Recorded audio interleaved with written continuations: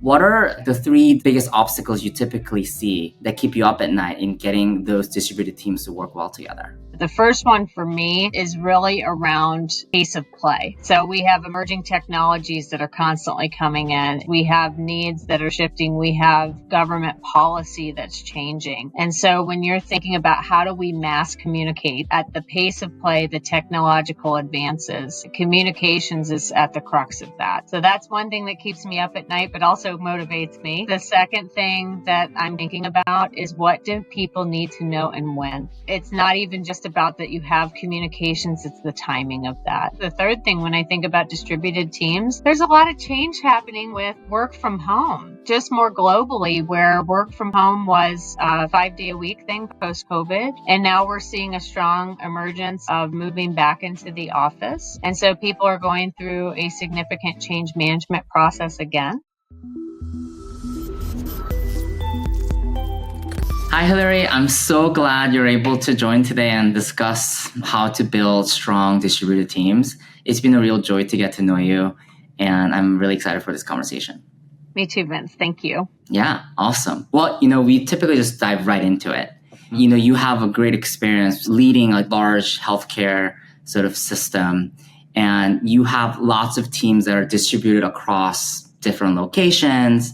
And I wanted to first ask, what are the three biggest obstacles you typically see that keep you up at night in getting those distributed teams to work well together? The first one for me is really around pace of play. So we have emerging technologies that are constantly coming in. We have needs that are shifting. We have government policy that's changing. And so when you're thinking about how do we mass communicate at the pace of play, the technological advances, communications is at the crux of that. So that's one thing that keeps me up at night, but also motivates me. The second thing that I'm constantly thinking about is what do people need to know and when? It's not even just about that you have communications, it's the timing of that. The third thing, when I think about distributed teams, there's a lot of change happening with work from home, just more globally, where work from home was a 5-day a week thing post-COVID. And now we're seeing a strong emergence of moving back into the office. And so people are going through a significant change management process again and making decisions around work. We're forever going to have folks who are remote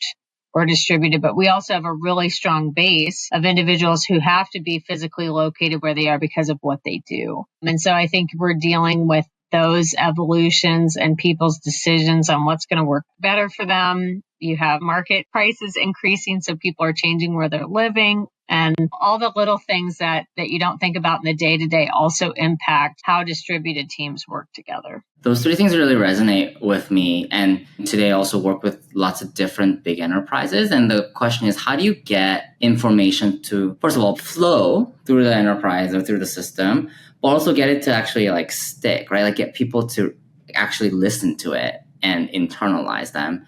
Because everybody's being bombarded by lots of communication from all directions. How do you think about that? How do you ensure that the messaging that you're putting out is in fact being listened to? Yeah, well, I think one is acknowledging the fact that I'm not going to hit 100% with that. The reality is that no matter what we do, it's got to be multi-channel. I think one thing folks miss out on sometimes is actually going to the people on the receiving end and saying, what's your communication channel? If I'm thinking about a physician, they're not always in their emails. So we have to communicate in a way for them. Sometimes it's not that they're not wanting to do it, it's they didn't even know it was there. So if I've got folks who are in direct patient care, I have to think about their main modality. It can be an iPad, a phone, texting, right? Or some kind of internal channel versus somebody who's administrative and in an office. Chat tools and email probably are going to be okay to a certain extent. But I think when you over rely and overextend a singular channel is where we make the biggest mistake. You can have over reliance on a website. You can have over reliance on email. So you have to think about this multi-pronged, but you have to have the end recipient in mind. What do people need to know and why, and where do they need to know it? Who's responsible for reinforcing this? So managers have to have, and leaders have to have a responsibility in making sure that they're not relying on that initial communication, but that they're taking the next step in the initiative to reinforce it. So when you think about some of the stats today, I mean, it's at alarming levels. Like you're talking 300 and 400 emails a day on top of people have wearables. So you're talking to them and something's dinging on their wrist, their phone's dinging, their ring is vibrating. Like it's just all the things. So I don't know that people's attention spans are shorter. I think we went from not having a 24-hour on world and now we're in one. And so how do you navigate through that? So rather than layering on more information, which is what I see happen, it's being a lot more intentional about how you are communicating with people. So I'm all about reducing the noise. So do we really need to tell people this, or can we incorporate that into something else that we already have instead of the one-off tactical, just shooting stuff out? Yeah. I love the idea of reducing the noise, right? Like I feel like in almost anything, just cutting out stuff so that the core that has to lands, I think is often the right move, whether it be in communication, whether it be in like training or learning and development or anything like that. It's easier to communicate just information that people just need to know that they won't be necessarily resistant to. It's harder when you're when you think about team effectiveness or like getting an organization to function very well, you need people to own and like fully internalize the thing that you're maybe sharing with them. And sometimes they don't agree with everything that you might be sharing as well, right? So when you talk about those kind of messages that has to get more deeply instilled, how do you do that in a large system? Yeah, well, one, you have to have champions. And so this is where some organizations get it wrong unintentionally, right? Because the pace of play is just so quick. It's get the next thing and then move on. Is that you have to have embedded champions. Number two, you have to know the why. More often than not, people are reacting to the fact that they don't know why you're doing it, not the fact that you're doing it. So what was wrong with what I was doing before? Why are we doing this new thing? And then enlisting some early adopters, because your influence is not going to come from the top-down hierarchy. It's going to come with the people that you're working with more routinely. So when you have embedded champions, even if they don't totally agree with it, you're reinforcing alignment. So it's, hey, we may not be totally in agreement that we're rolling out this new system or this new process, but we're all aligned that this is the direction that we're moving. And this is the level of support because it actually hurts our people if we're fighting this. So let's find a way to work together. And that I don't want to make anything sound like it's just this fail-proof plan and it always works. But I will tell you there is real magic when you have a core group of people at varying levels within the organization who can represent the groups that need to be represented. Oftentimes we miss out on a layer within those communications that are instrumental in something being adopted and then sustained. But oftentimes I see it with the basic change management models of the why is not clear. They've already moved into the we're doing it, here's when we're doing it, and here's what you have to do. There's just nothing leading up to that to say, hey, this is coming. We're creating this because we want you to have a better experience and you're going to 15 different places today. We want you to go to one. We miss out on that and go right to the action. And then people are going, what's wrong with what I'm doing today? Yeah. That's so true. The importance of explaining the why and also getting the right messenger or the change agents, as you said, or champion. Do you have an example of an initiative that you've had to roll out recently where you had to activate these more advanced tactics in order for it to really successfully stick? Yeah, I have the luxury of being in the learning space, right? So all about performance. And we have to do those things in order for things to be successful. And so a recent component is when we started to include another role that we were training and supporting. So think about this in the context of new hire orientation. Nothing that a learning team does is in isolation. We have to work with quality partners to make sure that our clinical standards are correct. We have to work with operations to say, hey, this is how much time it's going to take for us to properly train your people and for the expectations for you to be able to have somebody who's ready to go in the job. And here's when we think that they'll be ready. And here's the support that you have to provide. So anytime that we have a new role, we have a core group of people that are not only our early adopters, but also our contributors and consultants, right? So they're consulting into their lens of that so that we can get it more right on the outset of that. But also the why in that is so important. So when we don't do these things, having a clear statement of this will impact patient safety and care. Number two, we could have a lot of turnover because people aren't trained correctly to come into their job. Number three, do we have enough wraparound support to do that? A learning team in isolation by themselves, we could do it, not a really good way to work. If we're all truly focused on performance, which we should be, you have to have partners in different aspects of the business because they offer a lens that we're not often thinking about. And so when I think about rolling out anything, whether that's a new technology, a new program, we're solving this problem, so we're piloting X. There are systematic and functional basic things that you should be doing every single time. Doesn't matter what it is and doesn't matter how large it is. If you don't have your core group of champions, you don't enlist early adopters, and you're not clear on why you're doing this to begin with, you're going to have a hard time sustaining that because you're going to have so many people who are disgruntled over this thing just happened. They might get over it eventually, but boy, it's a whole lot smoother when you have a core. And who doesn't love hearing, gosh, I'd love your help? More often than not, people are raising their hands to say, oh, I know a lot about that. I'd love to help you with that. Instead of shoving it out and saying, hey, expert, we've already decided that this is what you need to do. And they go, oh, well, it would have been great if I was involved in that. Right.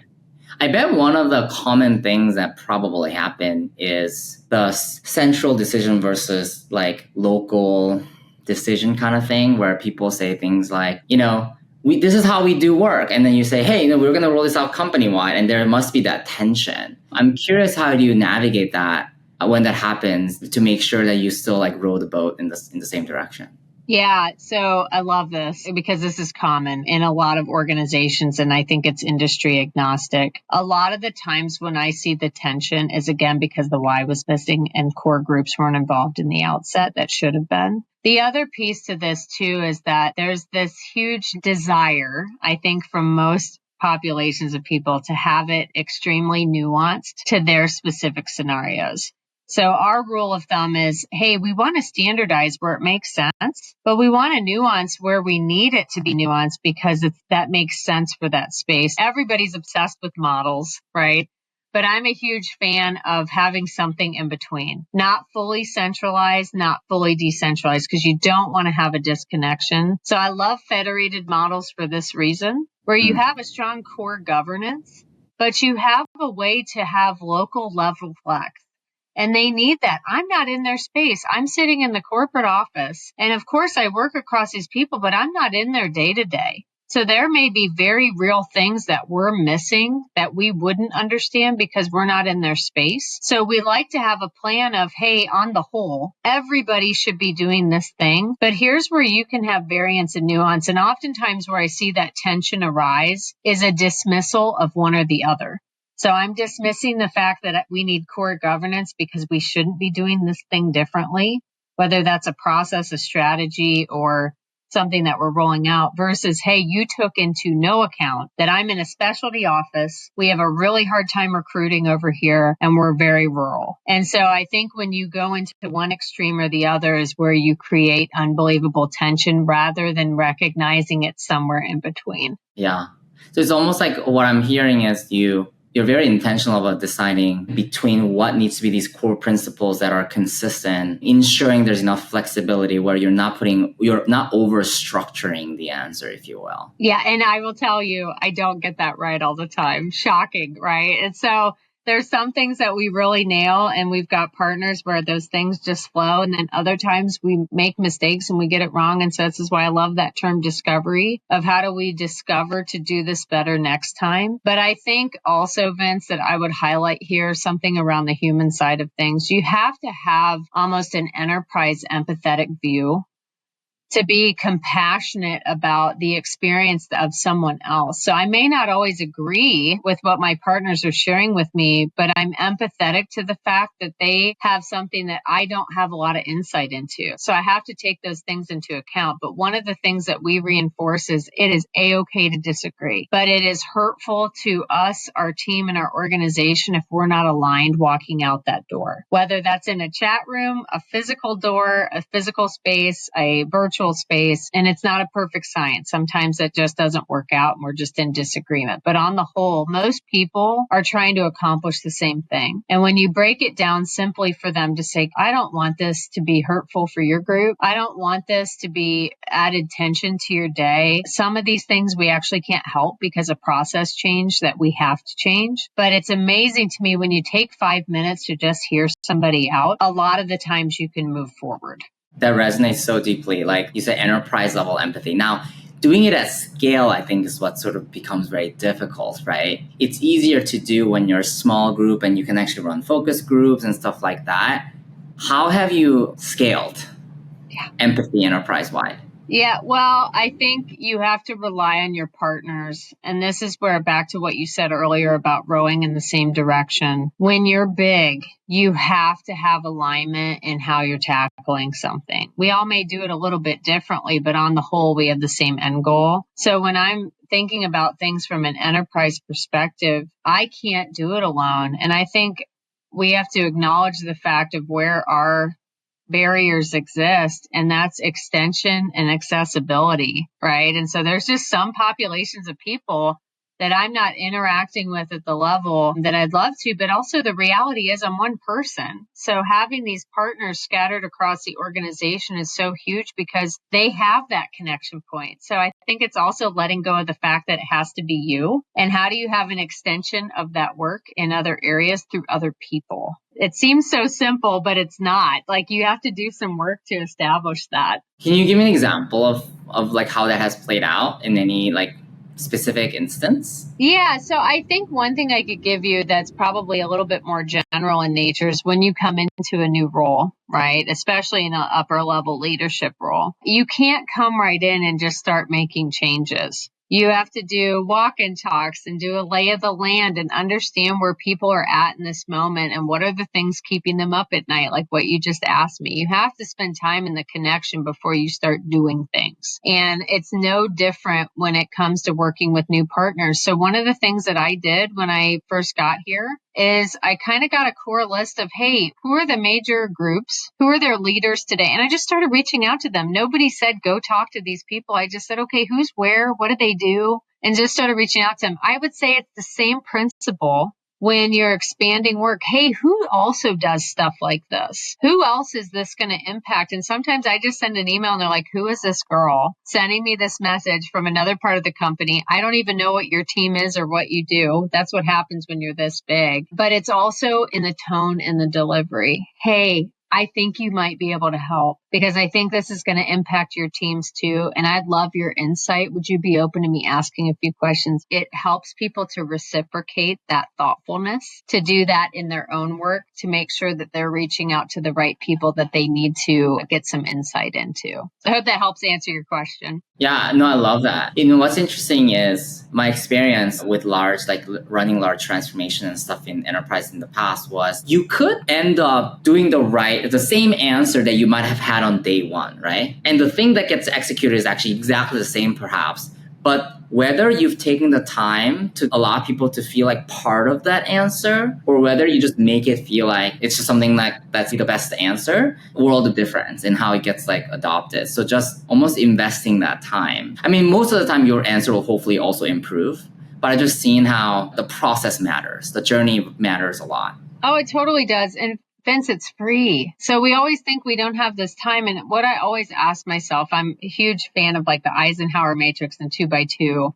and saying what's urgent and important, but what also is going to matter so much that downstream, it's going to make all of this easier. So I will always invest up front if I know that that's going to make it better for my team. I know it's going to make it better for my partners. Do I always get that right? Nope. I'm fairly direct and sometimes can be pretty challenging and we need to go do this thing. But I'm humble enough to recognize that people need to be acknowledged for their expertise and people need to be acknowledged for the work and the value that they're contributing into the organization. And I think when you come into that in a very human way to say, you got so much experience in this, and I know what I'm proposing is probably radically different than what you're used to, but would you be open enough for me to show you what I think we could do? So much different than coming in and saying, hey, here's what we're doing. I'm the expert in this. We're going forward. Even if ultimately your end goal is to still execute the thing, if you're upfront about your agenda in a way that's human and kind, it's amazing what you can do together. You might not always have people agreeing. I'm sure there's people in my organization who find me very challenging. But I think if you can aim for being a good human being that's kind and transparent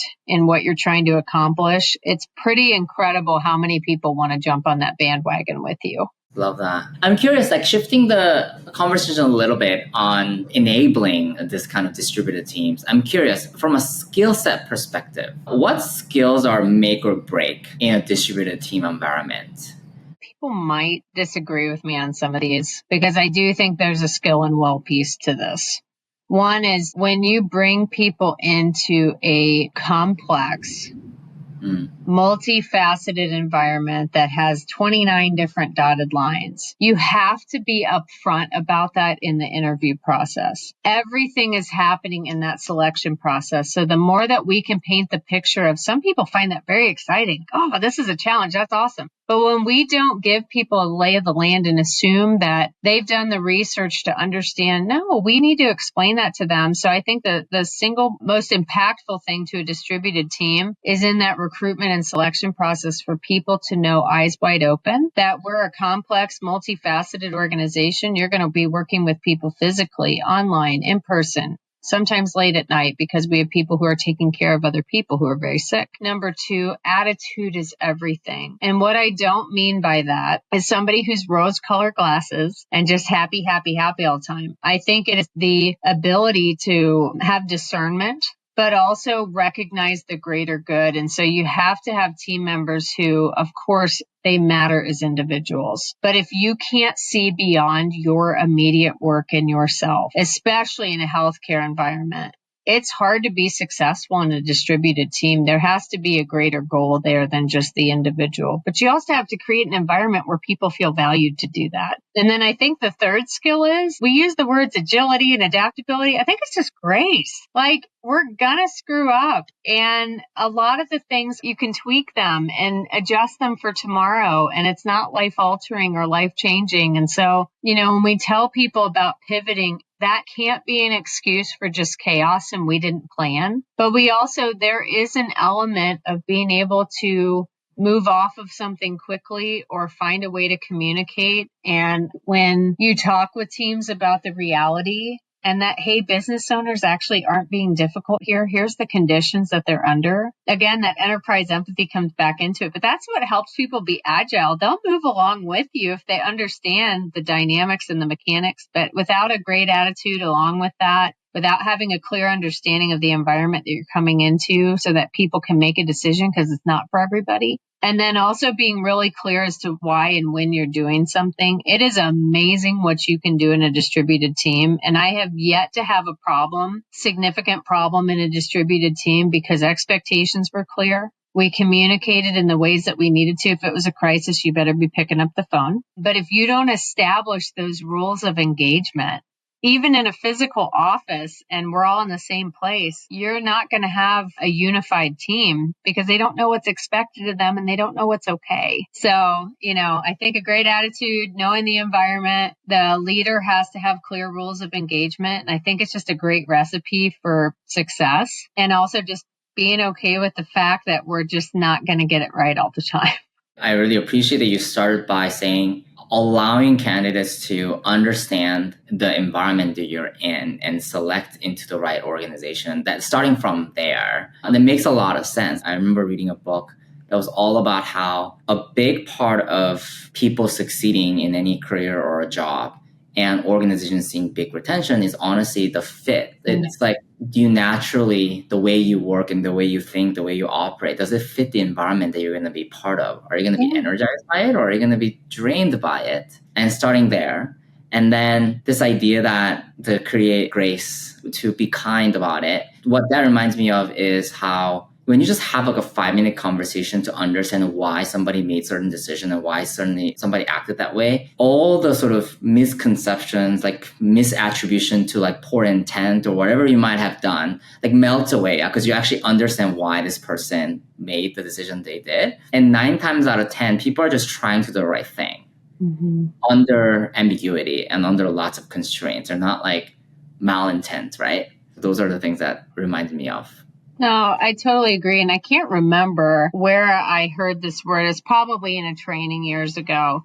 I've coined it and used it since, and it's charitable assumptions. And so I'm constantly even reminding my own team and myself, because I can be guilty of this in the throes of the moment or high stress, is to give people a charitable assumption and go back to some of the crucial conversations foundations of most people are reasonable and rational. And so when they're not being reasonable and rational, great first question is everything okay? This doesn't seem like you today. Instead of going, this person's difficult, I'm not even going to tell them that. I'm going to go tell 12 other people, and then we're going to talk about it and gossip and create all this nastiness, because you don't want that done to you. And so it really matters that you're thinking through those things and saying, when I'm at my worst, I hope that I get the grace to have a bad day. But if you're not extending that back, you're not going to get it in return. And so even with the thought of paying it forward, you might not see that paid forward for a while, but you keep doing it anyway, because when you put good out there, good help comes back. You have to have a level of optimism, because I think things in the world today are really heavy. So I don't protect my people from that, but I do focus on the fact that we're human beings and that we're fallible. Everybody's trying to do the best that they can do in the way that they know how. So you don't have to lower the bar, but you do have to understand where the bar is for certain people and make adjustments.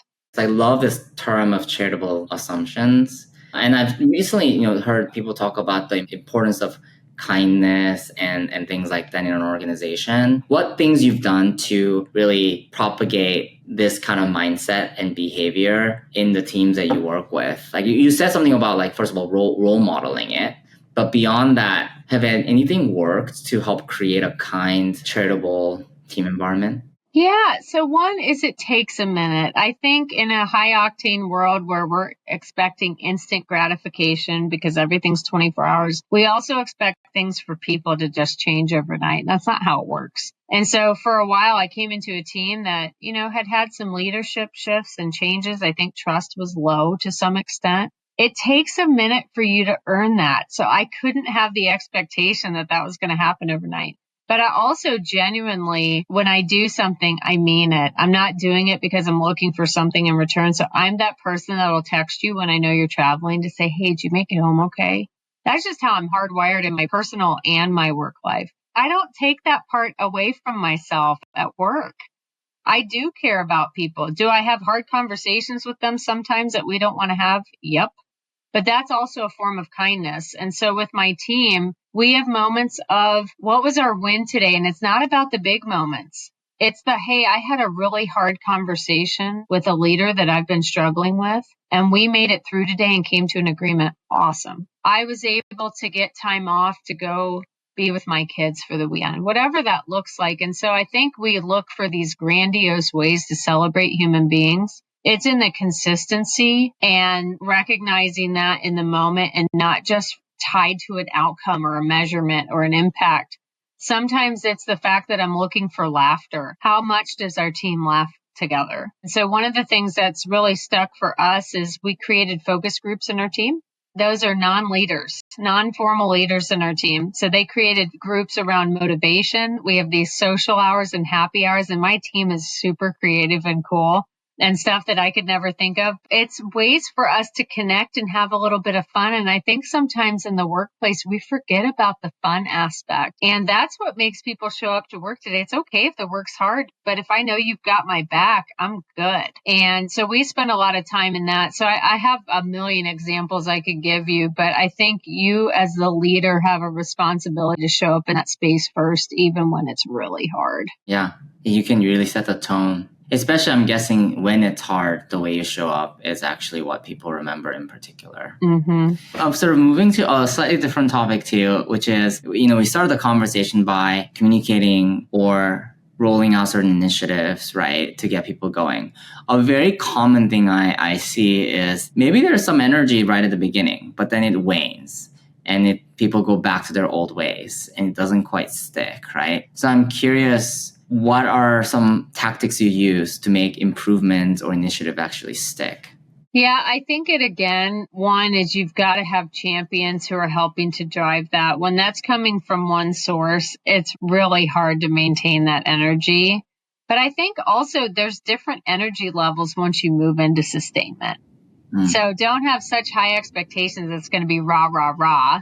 Once you get to this is just what we do here. But if it's part of the huddles and it's part of the fabric, so think about a measurement that you have of something that we implement and people are seeing the value of that implementation. And now we're talking about it. So, hey guys, we did this last month. Here's what's coming from that. Here's where we're hitting the mark. Here's where we have an opportunity. It dies on the vine when it's not a part of your day to day and it's not a part of your fabric. And so rather than seeing it as this activity or something that we did, it's no, this is what we do here. So there are things that I talk about in my team every single week. How are we doing against this goal? How are you feeling? What's a great conversation that you've had with somebody? Where was a win? And then our hard metrics, right? So that's around your cost and quality. But that has to be intentional and it can't be a thing that you come back to when something's gone wrong, which is where I see that happen a lot is, oh, we're not doing it. Got to get, and that's carrot and stick. And so I don't use the carrot and stick. It's just, no, this is what we do here and this is our standard. And so I think the more that you can enlist champions for that to be a part of the commonplace, but also make it easy for people to have that conversation. When we dump a lot of content and information at people, they're constantly having to decide what's the most important thing. Easy fix for that, give them huddle cards. Hey, these are your huddle topics for this week. Make sure you're touching on these 3 things. You've now made it easier for that manager who's managing 95 things and people and challenges to say, oh yes, we have this standing meeting. I'm going to make sure I'm touching on these 3 core topics. Does that mean they're all doing it the same way and with the same gusto? Probably not. But it is a common place where you can make sure that the conversations are still happening and that people have the same level of value towards it. What resonates particularly is around making it simple, making it memorable, and bringing it down to like some small tactic they can introduce into the flow of the thing they're already doing. So it's not like they have to do something new, but they can just like sort of slot it in. That's probably the most likely way to get it to be adopted. Right. Could you share like the most proud like initiative you've seen that have enabled your distributed team environment to really thrive?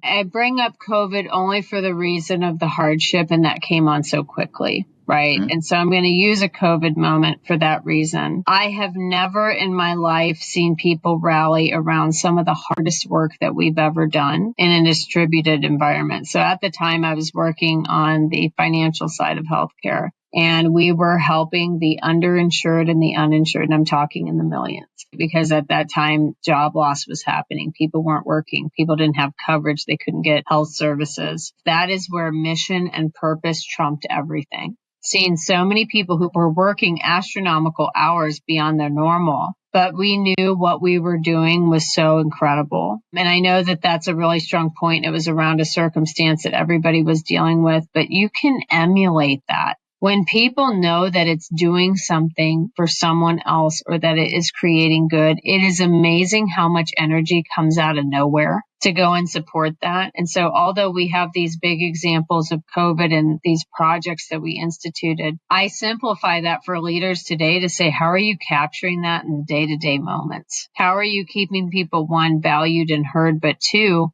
how do you keep the momentum going when people are tired? We have seasonality to our work. And so summer, kids are getting ready to go back into school now. We're getting ready to head into the holidays, which the holidays can be really stressful for people. So I think it's, acknowledging where things are at rather than saying just suck it up and figure it out. It's, hey, actually, this is really hard. But man, I'm so glad I'm doing this hard thing with you. And I say that a lot to my team. Yep, this is really hard. I'm so glad I get to do it with you, though. And you know what? It's like a light bulb goes off for people when you say that, because they're like, man, it is really hard. They're like, yeah, I'm not going to discount that. But there's a million things, Vince, with what you just asked on the grandest level possible with what I gave on the COVID, and then the simplicity in the day-to-day moments of getting people to do stuff together. And I think sometimes we look for that grand impact rather than how much actually happens in the day-to-day. And when you create that consistency, when the really big stuff happens, you don't have to draw on the reserves to make it work because the team already knows how to do that. I love that. This was really incredible to hear your experience in enabling such a large organization. And so thank you so much for sharing your insights and wisdom today. Thanks, Vince. It was a pleasure. Yeah, and looking forward to more conversations like Me this. too. Yes, absolutely.